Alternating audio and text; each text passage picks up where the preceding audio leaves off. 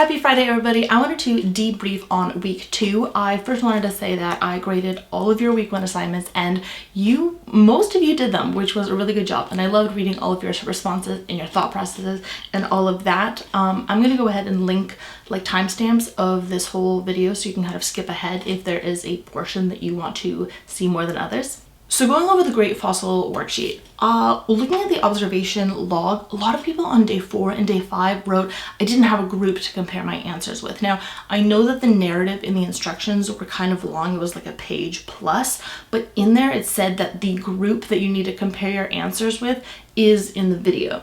So if you watch the video and use the data from the video, in it has like, hey, this is the group, and I rearranged it and made a second group for you.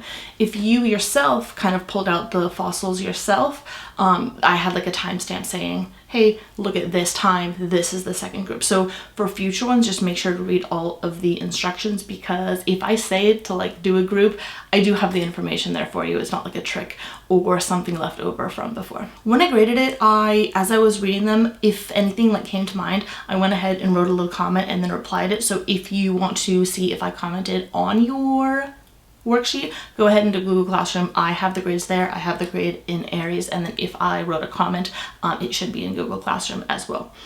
As for the answer, a lot of people put bat as their hypothesized animal, and technically there is no right answer. And I know that that's like annoying and frustrating to some of you, but since this is kind of like an activity and you saw all of these bones together, depending on which bones you pulled, you could have gotten perhaps one of the animals in that resource manual, but technically there is no correct answer. But I will say that out of all of the ones that I graded, most of you did say bat. When I was grading the assignments, I saw that a lot of you did have errors. Like you were doing the work, which is great, but you were typing and then you never proofread any of those things. So literally as I'm reading it, it's like red squiggle lines the whole way. So I'm not an English teacher, so I didn't dock off points, but if you're submitting something and you want like a grade on it, do double check it. Don't have it filled with lower cases. Don't have it filled with all of the incorrect spellings, because literally all you have to do is right click it, or left click, I don't know, and then choose the correct spelling. You should be able to send out something with no errors in it.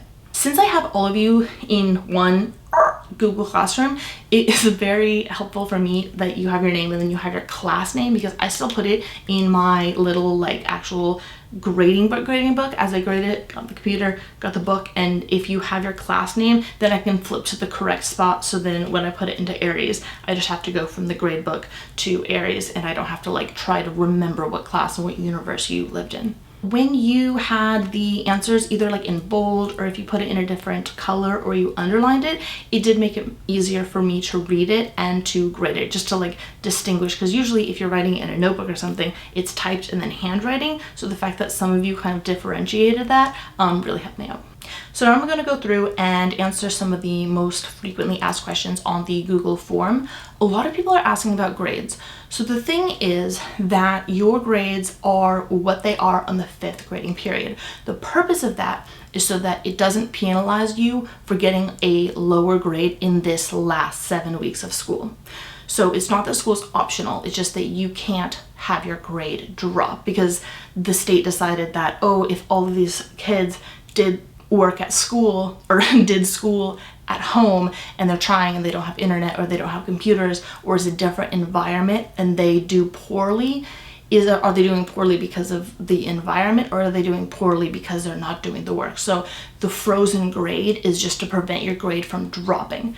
That being said, we're still taking attendance, we're still putting out assignments, we're still grading assignments, and all of the topics and such you will carry over to the next class. If you go ahead and take another science class, if you take another math class, those concepts are still going to be like needed for those other classes, but your grade just won't drop because you're not doing well in those classes. You can turn in the assignments all the way up to midnight on Friday.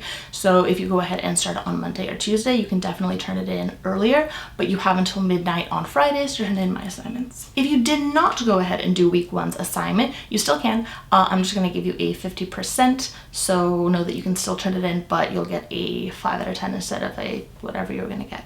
All of my assignments are going to be posted on Mondays. I have 1 assignment or 2 depending if there's like notes or something like that. And it's all going to be due on Friday. So you can go ahead and kind of structure how you want to fill that out.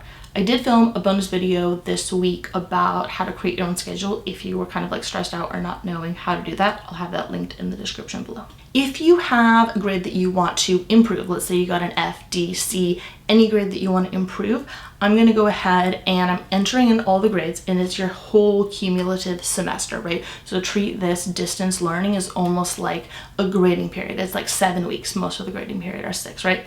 So in this last grading period, which is online, I have your assignments and I just keep adding them and adding and adding them. If you do all of those assignments and you have a D or an F, especially, I've done the math, and you can get credits. Like you will be able to get a passing grade if you do them on time and get obviously like an 8 or above on the assignments. You have to do all of the assignments for that to work though. So let's say you are checking areas and you're like, oh, it's going up, you know, steadily, and then you stop doing the work. I'm going to keep adding the scores, so I'll just keep putting zeros in if you don't do it. So it doesn't work like, oh, I'm going to kind of like do some assignments until my grade goes up and then stop doing the assignments. In the end, I look at it and say, okay, is your grade now higher than your 5th grading period? If so, then I'll use this grade.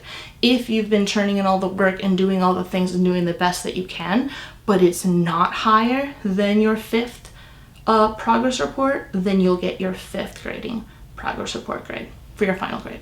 Thanks again for all of you that are writing in what you are doing during your days. It's always fun to read them. I have been watching a lot of Eliza Schlesinger and Noah Gluten. They have the show Don't Panic Pantry, and they have like this cooking show that they post on Instagram and Facebook, and I've been watching those and catching up on that, which has been really fun. Still reading The Laws of the Ring. I'm not a very quick reader, so it's probably going to be until summer till I finish reading that, but I haven't really been reading as much because I've been like going over all of my desktops. It's been a mess of every single computer that I've owned. I just shove it into the new one, and I've had like files from literally high school that just keep getting carried over and over and over. So finally I'm like sifting it all through and making a nice folders thing, like personal and miscellaneous and pictures and videos. So I've never really prioritized digitizing being organized. I love like organizing binders and notebooks and things like that. But I've been spending a lot of time this week kind of like organizing all of my digital stuff. So keep on sending me things that you are up to because I do like to know what's going on. I miss you guys, and I'll see you next week.